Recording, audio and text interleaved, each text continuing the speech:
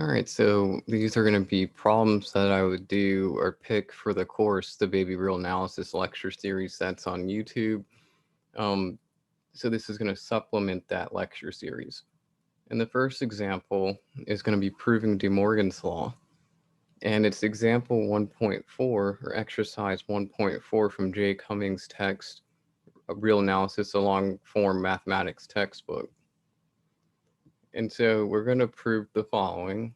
So one of them is proving the complement of A union B is equivalent to A complement intersect B complement.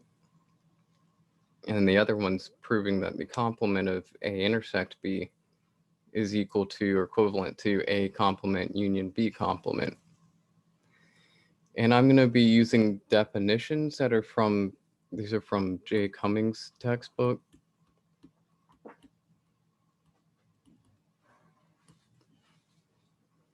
And the way I'm going to do these proofs, if I'm going to be using a lot of definitions and definitions are mathematical statements, and where you can really translate them into an if and only if statement. And so I'll be using this for if and only if.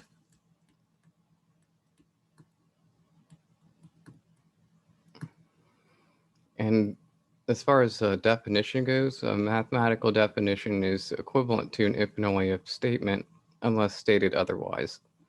So mathematical definitions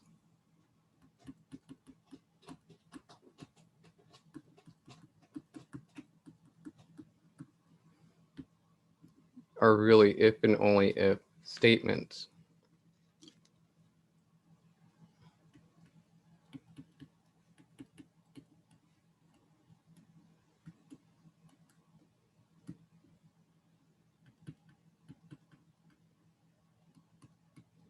Unless it states explicitly if something, then something. So I'm emphasizing that because in the proof, I'm going to be using if and only if. So these are the definitions I'll be using. We're going to let U be some universal set. And you could, for example, for real analysis, you can think of U as the set of real numbers. And then we're going to have A and B are subsets of U. And the intersection A intersect B is going to be the set of x's such that x is in A and x is in B. A union B is the set of x's such that x is in A or x is in B. And then this, or it has a, I guess it's a backward slash, that's going to be A subtract B.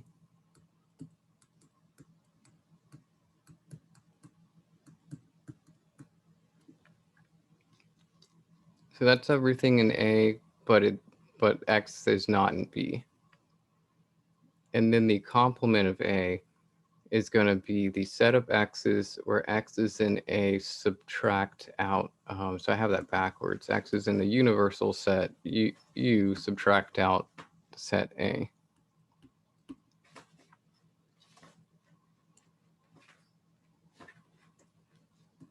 All right, so this will be everything that's in the universal set subtract out set A. So all x in U, but not in A.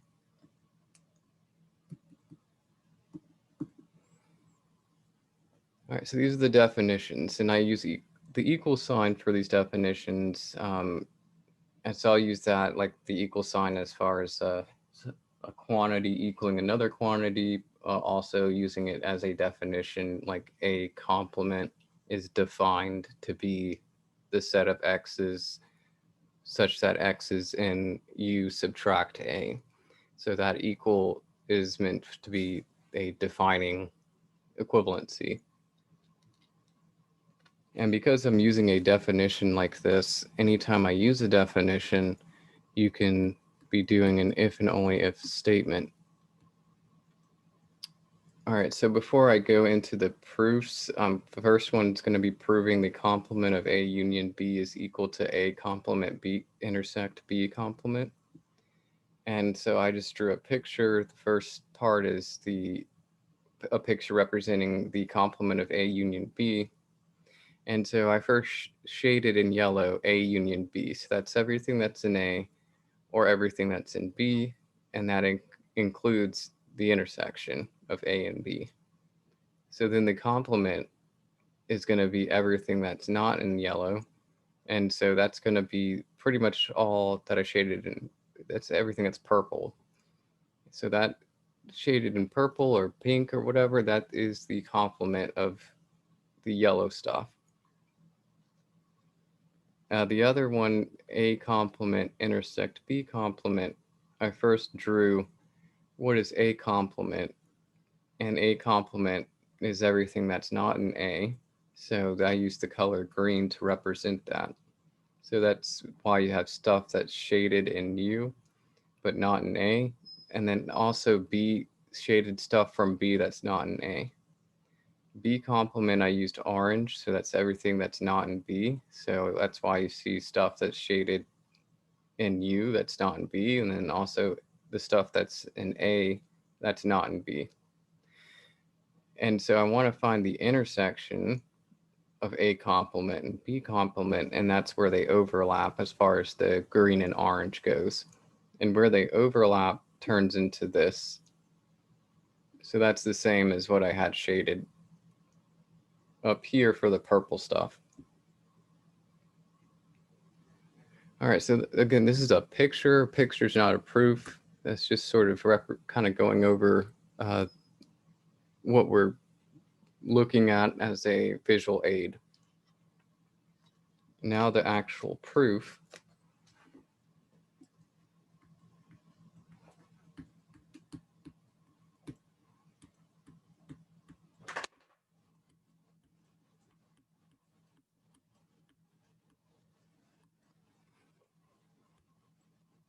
All right, and so we're going to start on one side and then get to the other side, and I'll be using if and only if statements because I'm using mathematical definitions. And so you do have to be careful when to use an if and only if.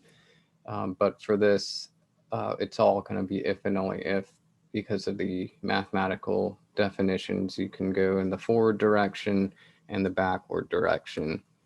So essentially, I'm taking care of doing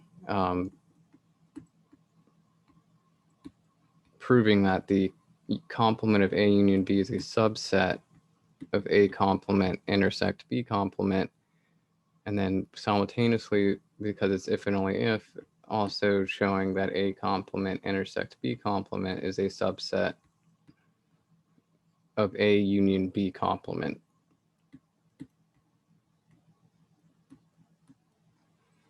All right, instead of doing both these cases, I'll be doing if and only if statements that take care of that. So the proof is I'm going to pick an arbitrary element. So let's say pick any x that's an element of the complement of A union B. And then I just got to use definitions to go forward. So what does this mean? So this is if and only if. So complement means, based on my definitions that I'm using, so the complement of A is the set of x that's where x is in the universal set, subtract out A. So this would be the set of x in my universal set, subtract out A union B.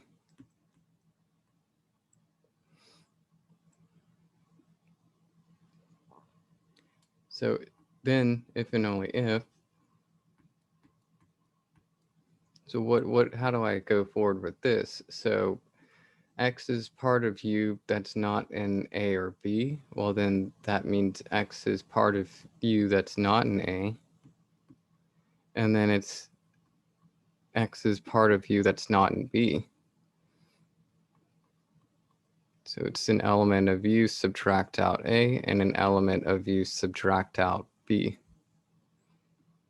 So that's just going more based on what this means as a statement, as far as X being an element of U subtract out A union B.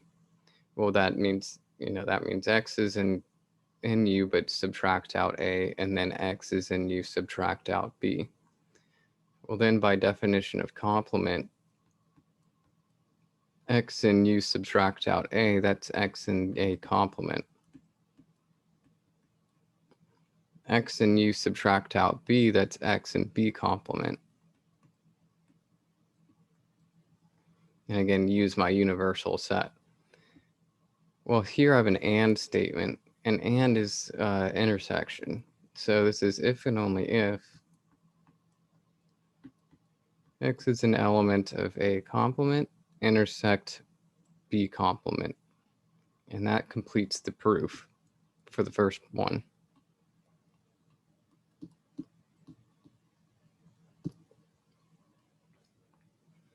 Now, again, I did if and only if statements if you showed containment in both directions. So if you started to show the forward direction showing this, then it would just be basically erasing these things like here. And that would be the showing the containment in that direction.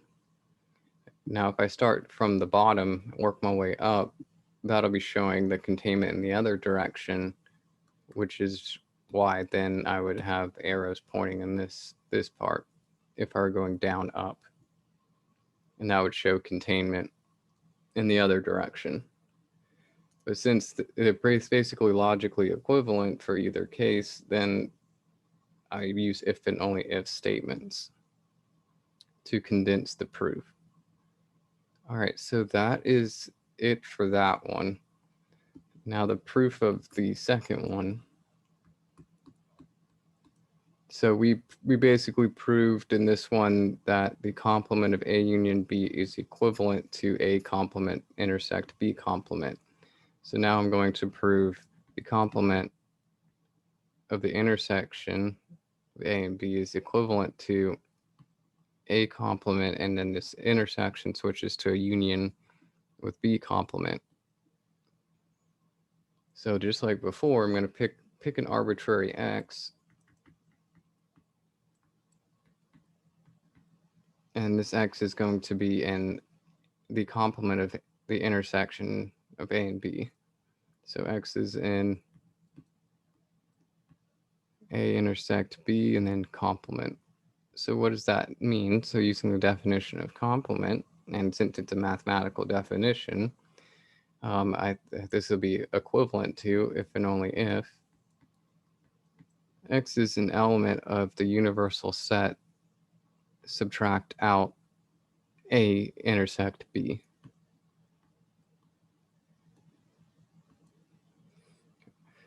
All right, so that's just what it means for complement.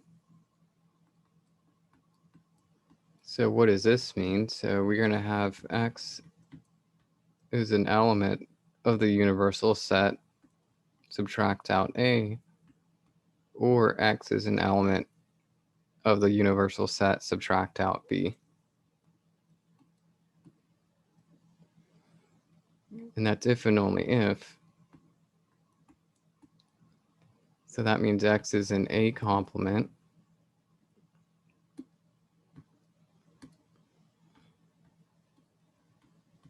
or X is in B complement. I have an or statement that's a union, so that means if and only if X is in A complement union with B complement, and that completes this proof.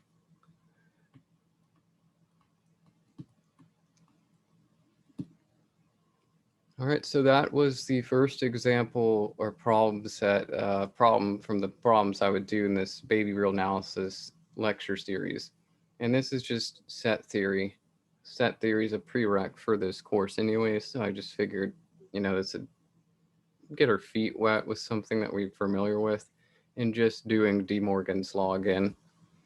If you've already done it before in a previous course, and I went the route of doing if and only if statements because of the logical equivalency, you can do that. But be careful when you do this, because not all the times will I be able to do an if and only if statement when there's sometimes a mathematical theorem or a corollary or definition or corollary or theorem that's going to have an if state, if something, then something, in which case I wouldn't be able to do an if and only if. But here I'm dealing with just strict definitions, and that's meaning that you can do if and only if. All right, so that's it for this video.